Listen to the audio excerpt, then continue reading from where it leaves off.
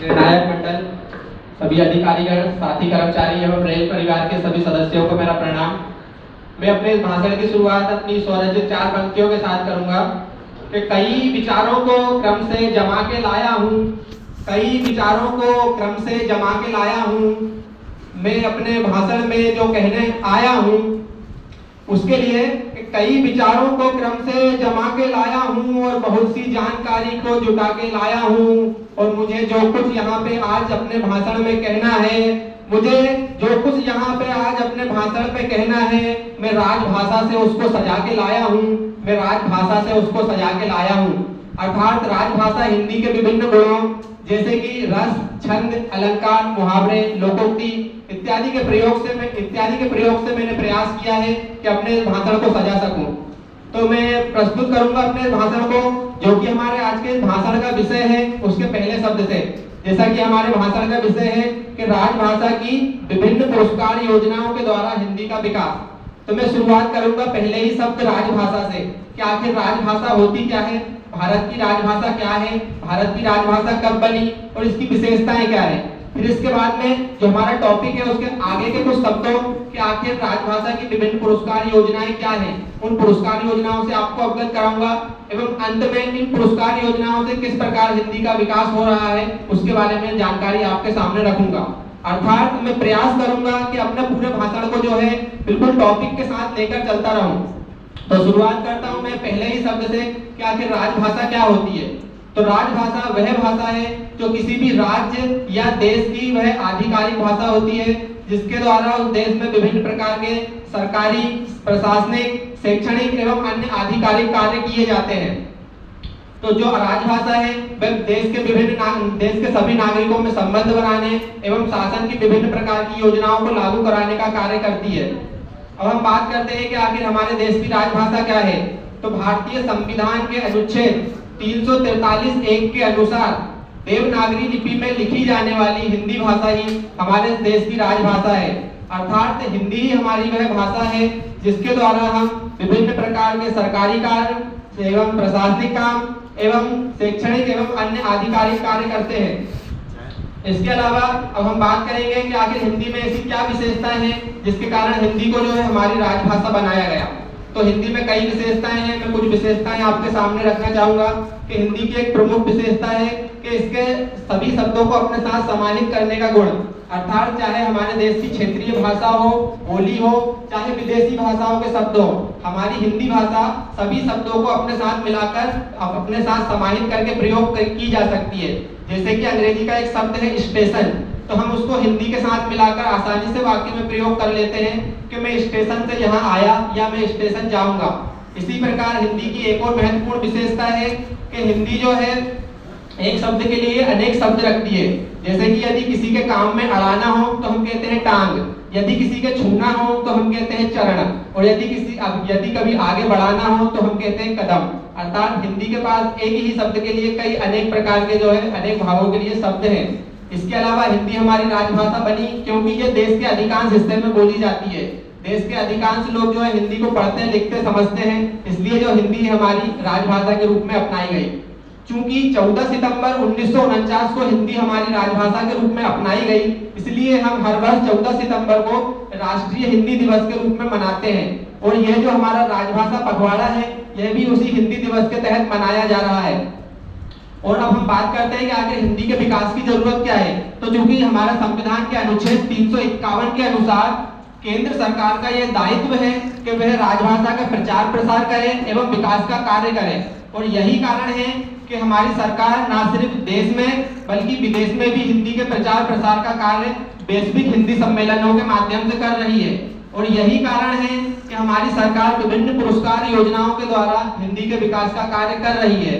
और यही कारण है कि हम इस राजभाषा पखवाड़े के तहत हिंदी के विकास के लिए विभिन्न प्रकार की निबंध, कविता, भाषण, प्रश्न मंच इत्यादि प्रतियोगिता का आयोजन कर रहे हैं। चूंकि अब मैंने राजभाषा के संबंध में आपको जानकारी दी, अब मैं बात करता हूं अपने अगले बिंदु की ओर कि आखिर राजभाषा की विभिन्न पुरस्कार योजनाएं क्या हैं। तो हम पहले तो ये जानते हैं कि आखिर इन पुरस्कार योजनाओं की आवश्यकता है क्यों। चूंकि पुरस्कार जो होते हैं वो व्यक्ति को प्रोत्साहित करते हैं अच्छे से अच्छा कार्य करने के लिए, इसलिए हिंदी के विकास के लिए भी पुरस्कार योजनाएं जो हैं वो महत्वपूर्ण भूमिका निभा रही हैं। चूंकि केंद्र सरकार हो, राज्य सरकार हो, विभिन्न शैक्षणिक संस्थान हो या मंत्रालय हो, सब अपने अपने स्तर पर जो है हिंदी भाषा के विकास के लिए कार्य कर रहे हैं। पर मैं आपके सामने जो है केंद्र सरकार एवं रेलवे से संबंधित कुछ योजनाएं, पुरस्कार योजनाएं जो कि राजभाषा के विकास के लिए चलाई जा रही है, उनके बारे में बताना चाहूंगा कि केंद्र सरकार का गृह मंत्रालय जो है वह राजभाषा कीर्ति पुरस्कार प्रदान करता है उन संस्थाओं को या उन विभागों को जो राजभाषा के क्षेत्र में लगातार अच्छा कार्य कर रहे हैं। इसके अलावा राजभाषा गौरव पुरस्कार यह किसी भी व्यक्ति को व्यक्तिगत रूप से प्रदान किया जाता है जो कि हिंदी में मौलिक लेखन का कार्य करता है। इसके अलावा राजभाषा तकनीकी पुस्तक लेखन गौरव पुरस्कार, यह तकनीकी क्षेत्र में जो है मौलिक पुस्तक लेखन के लिए प्रयोग प्रदान किया जाता है। इसके अलावा रेलवे से संबंधित कुछ पुरस्कार योजनाओं के बारे में आपको अवगत कराऊंगा कि एक है गृह मंत्रालय की 20,000 से अधिक शब्द लेखन पुरस्कार प्रतियोगिता। इसके अंतर्गत हिंदी में जो है जो भी लोग हर साल में लगभग 20,000 से ज्यादा शब्द लिखते हैं उन्हें यह पुरस्कार प्रदान किया जाता है। क्योंकि हमारे सेट में ही एलएसआर यांत्रिक या मेरा स्वयं का आरओसी यदि सेक्शन देखा जाए तो यहाँ पे जो राइटर है वह लगभग हर साल में 20,000 से अधिक शब्द लिख लेते हैं। क्योंकि यदि एक राइटर 100 शब्द प्रतिदिन भी लिखे और 200 दिन भी ड्यूटी करे तो 20,000 शब्द आसानी से हो जाते हैं। यदि इस योजना की हम सही से जानकारी जुटा के इसके लिए आवेदन करें तो निश्चित ही हमारे सेट में कई पुरस्कार ऐसे आ सकते हैं। इसके अलावा अन्य महत्वपूर्ण और पुरस्कार योजनाओं के बारे में बताना चाहूंगा कि कथा संग्रह या उपन्यास संग्रह के लिए मैथिली शरण नहीं, प्रेमचंद पुरस्कार जो है प्रदान किया जाता है। इसके अंतर्गत प्रथम पुरस्कार के रूप में 15,000 रुपए की राशि प्रदान की जाती है। इसके अलावा जो है कविता संग्रह के लिए जो है वह मैथिली शरण गुप्त पुरस्कार प्रदान किया जाता है। इसके अंतर्गत जो है 15,000 की राशि प्रदान की जाती है। आपके सहयोग आशीर्वाद से हो सका तो मैं भी जल्दी इस अपनी कविता संग्रह के लिए मैथिली शरण गुप्त के लिए आवेदन करने का प्रयास करूंगा। इसके अलावा अखिल रेल हिंदी प्रतियोगिताएं जो कि हमारे यहाँ अभी कुछ महीने पहले ही आयोजित हुई थी और साहब सभी लोगों के मार्गदर्शन से आशीर्वाद से मैंने इसके मुख्यालय स्तर अर्थात जबलपुर स्तर तक जाने का प्रयास किया है, सौभाग्य प्राप्त किया है। इसके अलावा हिंदी का रेलवे से संबंधित रेल यात्रा वृत्तांत जो है पुरस्कार होता है। देश के सभी लोग जो है रेल की यात्रा से संबंधित वृत्तांत लिखकर के जो है जमा कर सकते हैं। इसके अंतर्गत जो है प्रथम 4,000 रुपए की प्रथम राशि जो है प्रदान की जाती है। क्योंकि इन पुरस्कार योजनाओं को बताने के बाद अब मैं अंत में अपने इन पुरस्कार योजनाओं से किस प्रकार हिंदी का विकास हो रहा है उस पर अपने विचार रखूंगा। तो इसकी शुरुआत में अपनी स्वरचित पुनः 4 पंक्तियों के साथ करना चाहूंगा और ये वही पंक्तियां हैं जो अभी कुछ समय पहले मैंने मुख्यालय स्तर पर प्रस्तुत की थी वह पंक्ति। और ये पंक्तियां मैं इसलिए प्रस्तुत कर रहा हूं क्योंकि ये पंक्तियां जो है हमारे आज के भाषण प्रतियोगिता के विषय से संबंधित है। तो मैं प्रस्तुत करता हूं अपनी स्वरचित 4 पंक्तियां कि हिंदी है आन बान और अभिमान हमारी, हिंदी से ही है विश्व में पहचान हमारी। हिंदी है आन बान और अभिमान हमारी, हिंदी से ही है विश्व में पहचान हमारी। और हिंदी को विश्व स्तरीय भाषा बनाएंगे, इसके लिए भी कोशिशें जारी है हमारी। तो क्या कोशिशें जारी है? तो आज का जो हमारा भाषण का विषय है वह स्वयं ही बता रहा है हमारी कोशिश के बारे में कि राजभाषा की विभिन्न पुरस्कार योजनाओं के द्वारा हिंदी का विकास, अर्थात इन पुरस्कार योजनाओं के द्वारा हिंदी को न सिर्फ देश के स्तर पर बल्कि वैश्विक स्तर पर भी आगे ले जाने का कार्य जो है इन पुरस्कार योजनाओं के द्वारा किया जा रहा है। वैसे तो इंटरनेट के माध्यम से, फिल्मों के माध्यम से, गीतों के माध्यम से एवं अन्य तरीके से जो है हिंदी के विकास का कार्य किया जा रहा है, लेकिन इन पुरस्कार योजनाओं का भी अपना एक अलग महत्व है। ये पुरस्कार योजनाएं जो है व्यक्ति में उत्साह जागृत करती हैं कुछ ना कुछ नया करने का, कुछ ना कुछ अच्छा करने का। और इसी नए एवं अच्छे करने के प्रयास में कुछ चीजें अद्भुत हो जाती हैं जो कि कई समय तक कई देश में अधिक ज्यादा से ज्यादा स्थान तक जो है याद रखी जाती है। इसी के बारे में आपको एक जीवंत उदाहरण बताना चाहूंगा जो कि इस प्रतियोगिता से ही संबंधित है।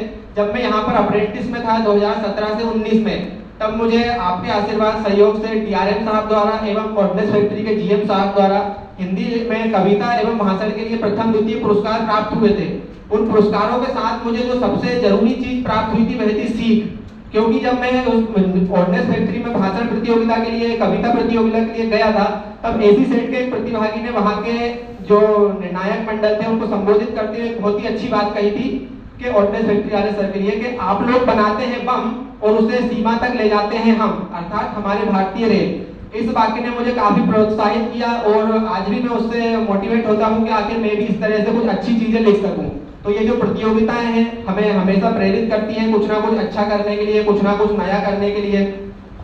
चूंकि जो मेरा समय है 10 मिनट होने वाला है, अंत में 4 पंक्तियों के साथ अपनी वाणी को विराम दूंगा कि इसे प्रयोग करते हैं और हम सम्मान करते हैं, इसे प्रयोग करते हैं और हम सम्मान करते हैं, हम अपनी हिंदी भाषा का सदा गुणगान करते हैं। है हमको प्यार अपने देश की हर एक भाषा से, है हमको प्यार अपने देश की हर एक भाषा से, चाहे मराठी हो, बंगाली हो, तेलुगु हो, तमिल हो, मैथिली हो, संथाली हो, हमें है प्यार अपने देश की हर एक भाषा से।